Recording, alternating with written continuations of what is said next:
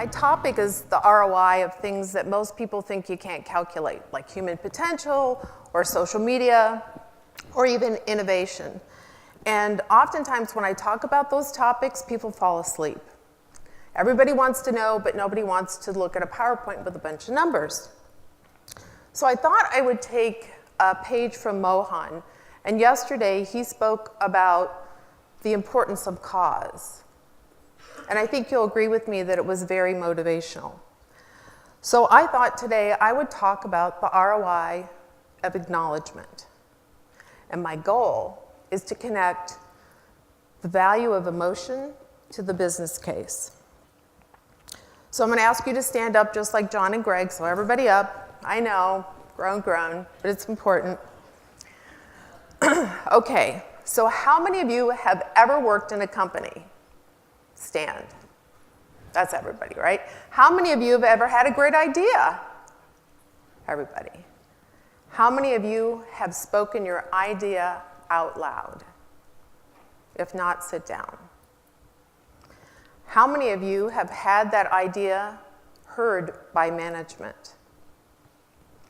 And how many of you have been rewarded for that idea?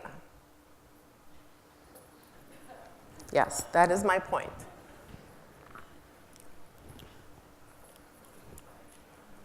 So I'm going to tell you a story.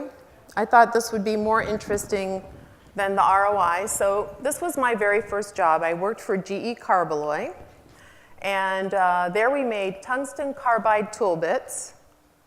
And I can tell you when I was studying at the University of Michigan, thinking about tungsten carbide tool bits was not at the top of my list of things that I thought I'd be engineering.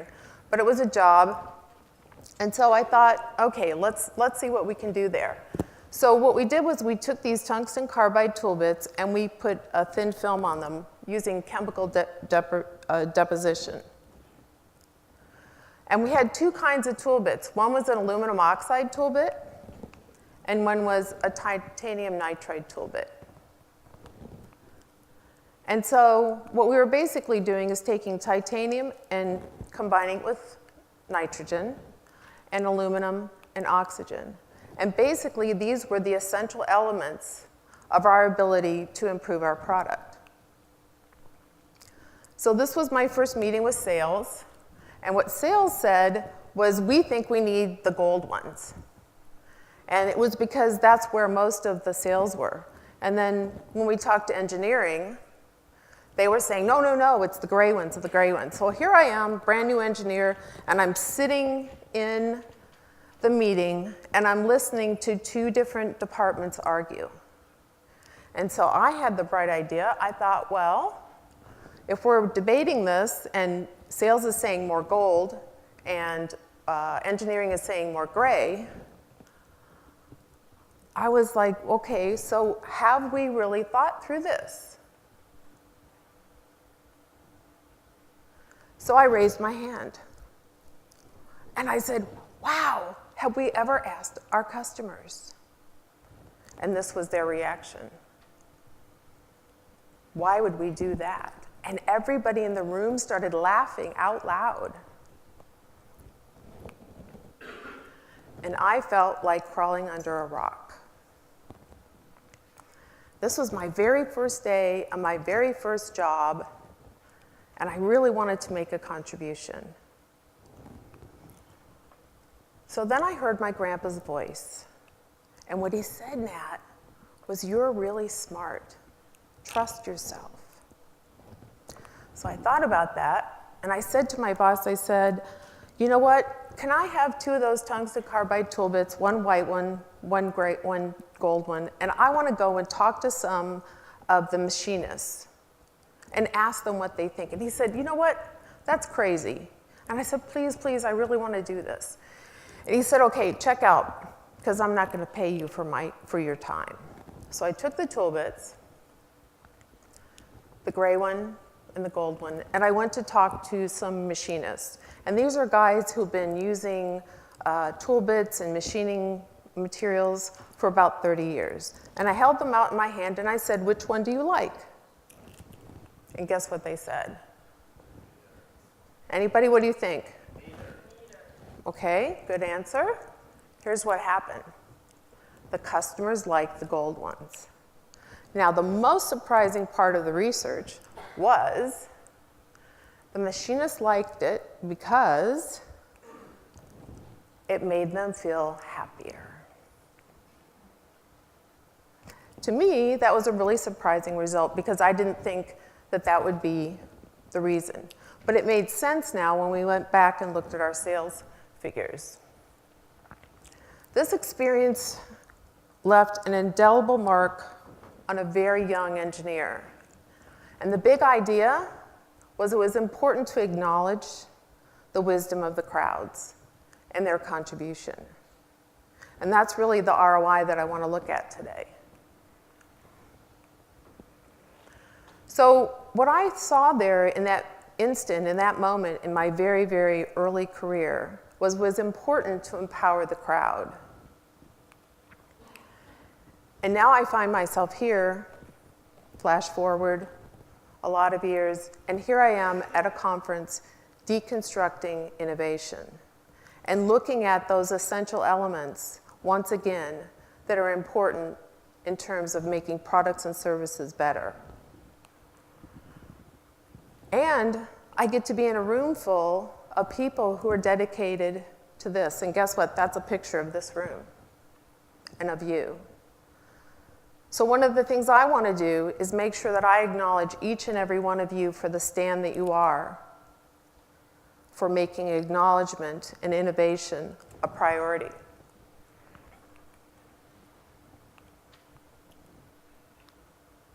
Oops. Help? So what's interesting to me is if you start to look back in history, if you haven't read the book, The Clue Train Manifesto, you want to.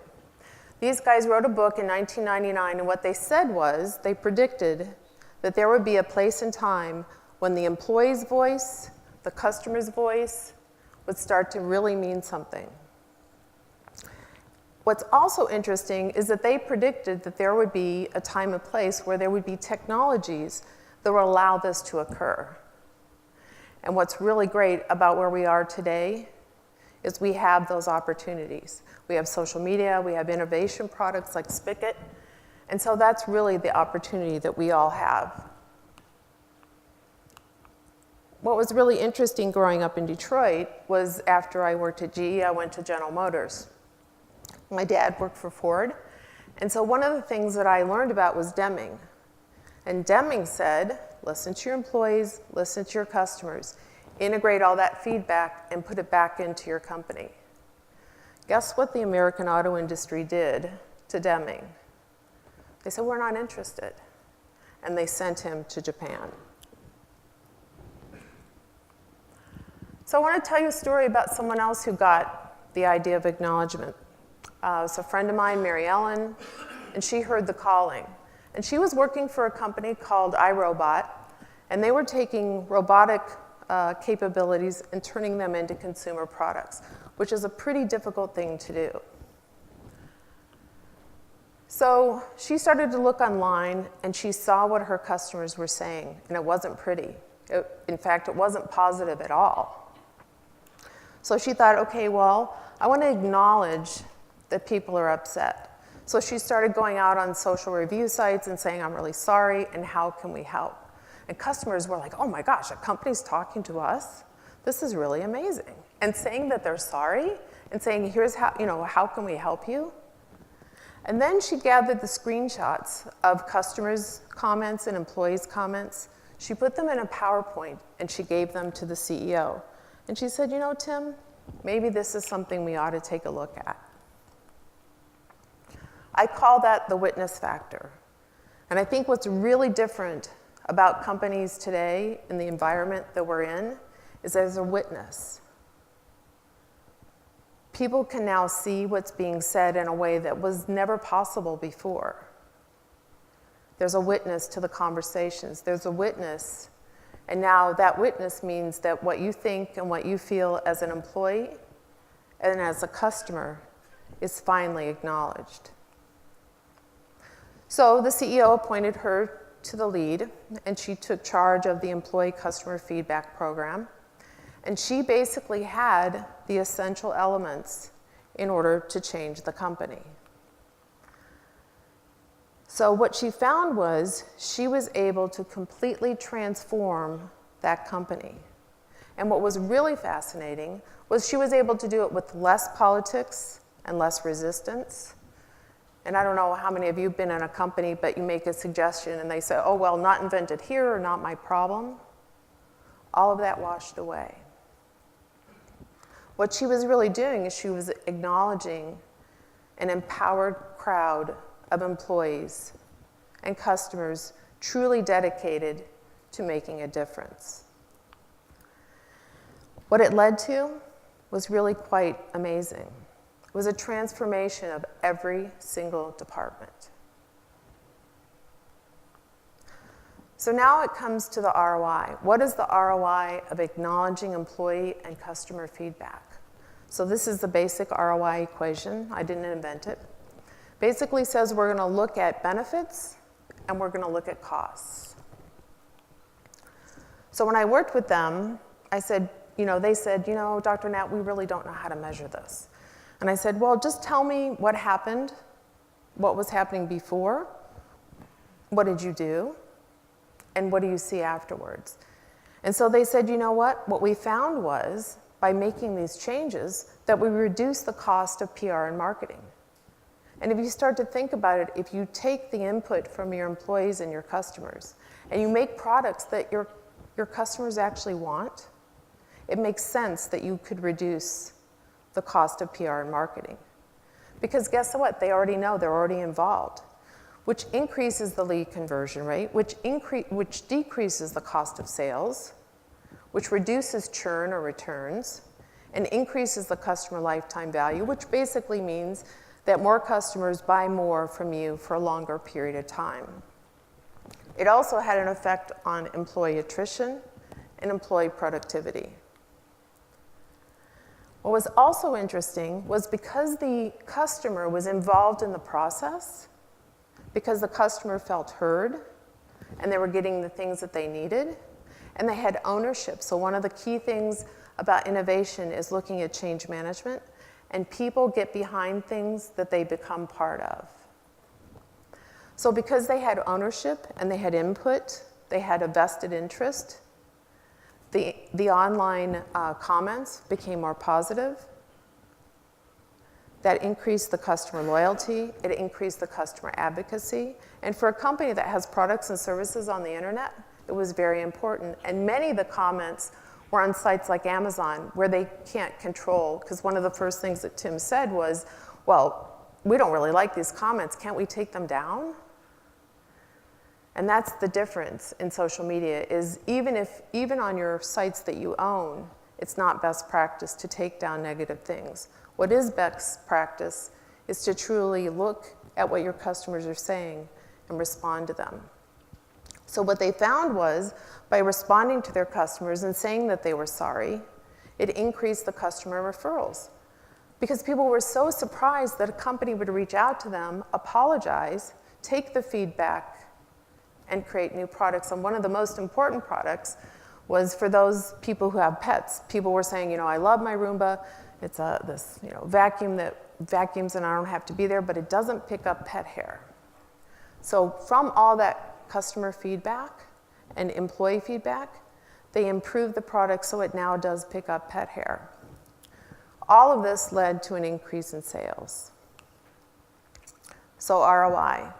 When we sat down and we did a back of the envelope, and usually when I work with companies, we sit down and we have more of a rigorous process, but I came in late to the game, and I wasn't there as part of the beginning of the strategy. But we went and we backtracked and we started to look at what does it typically cost them to market a product? What do they typically spend in PR? What's the cost of a sale? How many people return products? And so we started estimating all of these benefits, and it came up to about $2.5 million. And then we looked at the cost. How much time and energy and technology did it cost to implement something like this? And it was about $300,000. And so when you put the numbers into the equation, you get about a 700% return on investment. which is pretty astonishing. And some people say, well, you know, I don't know if I believe the number. So I always say, okay, well, maybe we're wrong. Let's move the decimal point over one place. Maybe it's only 73%. But it's directionally correct. We are making a difference. We are improving the customer experience, and employees felt proud to work there. So the end of my story? Well, I ended up with a PhD in engineering. One of the things that I found was I really needed those essential elements to really explain to customers the importance of materials. Later on, I became a top analyst at Forrester and a management consultant, and I worked for a large firm. And what that first experience did for me was it really ingrained in my DNA the importance and dedication to the essential elements to listen, to learn, and to collaborate. And so now I help companies calculate the ROI of things like human capital and innovation and even social media, and provide dynamic ROI visualizers and calculators and dashboards. And it really stems from that one experience where I really wanted to make a contribution, and it wasn't heard, and it wasn't acknowledged. And I have to give my grandpa credit, who listened and acknowledged my smarts. So for me, the ROI of acknowledgement is priceless. Thank you.